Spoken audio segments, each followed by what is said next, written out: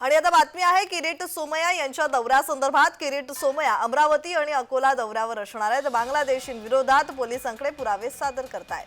बांगलादेशी आणि रोहिंग्यांना खोटी जन्म प्रमाणपत्र दिल्यानं पोलिसात तक्रार दाखल करण्यात येतेय। सोमय्यांच्या तक्रारीनंतर गुन्हा दाखल होणार का हे पाहणं सध्या महत्त्वाचं आहे। बोगस बांगलादेशींना पुन्हा बांगलादेशला पाठवणार असल्याची माहिती समोर येतेय।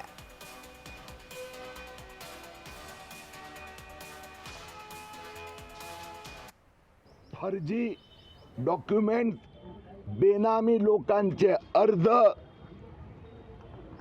हितल्या तहसीलदार कार्यालयाने 1484 पैकी 0 अर्ज